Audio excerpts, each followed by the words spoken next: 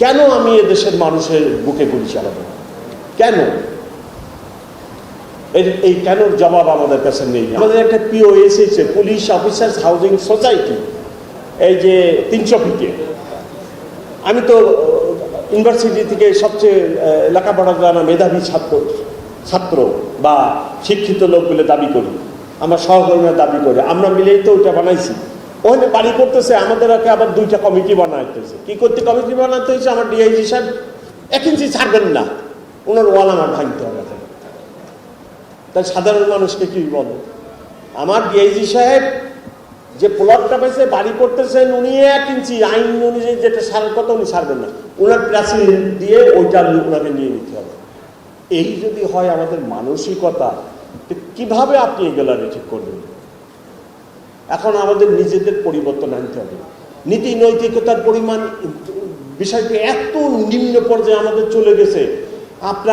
আমার খালি টাকা দরকার, আমার টাকা দরকার। এটা কিভাবে আসতেছে ওইটা কোনো ইম্পর্টেন্ট না।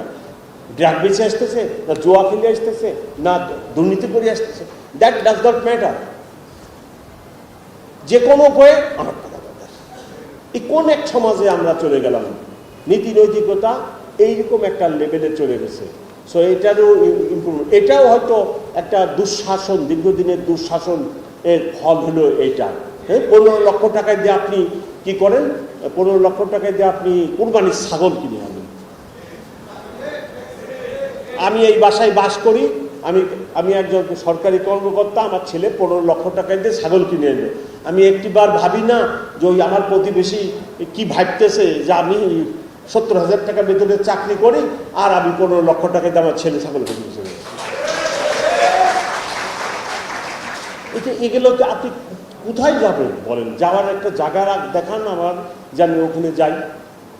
এই হলো আমাদের দেশের নীতি নৈতিকতার অবস্থান। মানুষের বিসিএস পাস করে আপনার ইউনিভার্সিটি থেকে যারা ফার্স্ট ক্লাস ফার্স্ট হচ্ছে, আগে তারা টিচার হতো। টিচার কি হবে রে বাবা তুমি? আমি টিচার, হয় ইউনিভার্সিটি টিচার হবো, না কলেজের টিচার হবো, না স্কুলের টিচার হতো। এখন কি আমি কাস্টমস, আমি ট্যাক্স, আমি পুলিশ, এইগুলো হবো। কি কারণ? আপনারা তো সহজেই বুঝতেছেন কারণ। তো এই মেন্টালিটি যদি হয়, তাহলে আপনি আমাদের বলেন এই সামাজিক পরিবর্তনটা কে আনবে? তবে আমার পার্সোনাল ওপিনিয়ন, ব্যক্তিগত ওপিনিয়ন, এই পরিবর্তন আনতে হবে পলিটিশিয়ানদের। It's not the job of the police commissioner, আমার কাজ না। এই কাজ পলিটিশিয়ানদের। ওনারা কিভাবে এইসব পরিবর্তন আনবেন, ওনারা মাথা ঘামান। আমাদের কাজ এটা না। ওনারা হলো একটা বাসের ড্রাইভার আর আমরা হলাম প্যাসেঞ্জার। এখন উনি গাড়ি চালায়, বাসটা চালায়, যেখানে নিয়ে যায় আমাকে তো ওইখানেই যেতে হবে।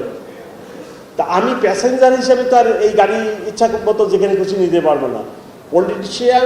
পলিটিশিয়ানস আর দি কি বলেন, ড্রাইভিং সিটে, আপনার ড্রাইভিং সিটে, আর আমি প্যাসেঞ্জার। এখন আপনি যেখানে নিয়ে যাবেন, নরকে নিলে আমাকে নরকেই যেতে হচ্ছে। সো এই যে সামাজিক পরিবর্তন, এই যে এত কিছু, সব দায়িত্ব আলটিমেটলি দিন শেষে পলিটিশিয়ানদের ঘাড়ে।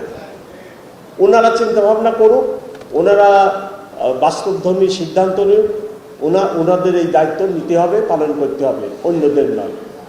সকলকে অনেক ধন্যবাদ। দীর্ঘ বক্তৃতা দিলাম এবং অনেককে আমি বক্তৃতা দেওয়া থেকে বঞ্চিত করলাম, তার জন্য আমি দুঃখিত।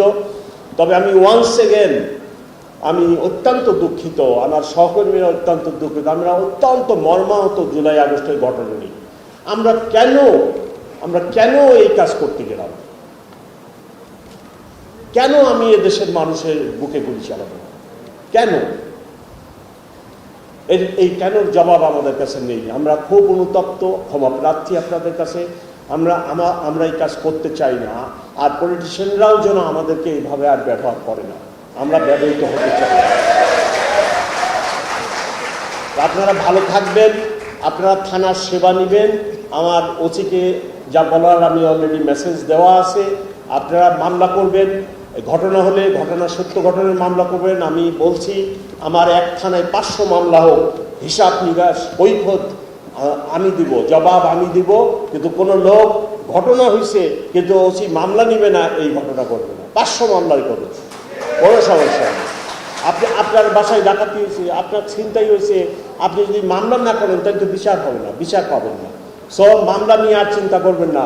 আমি ওসি সাহেবদেরকে ক্লিয়ারলি বলছি, আমার এক থানায় 500 মামলা হোক, আপনারা নিয়ে ওটা নিয়ে অডিট মামলা নেন, তদন্ত করেন, আসামি ধরেন।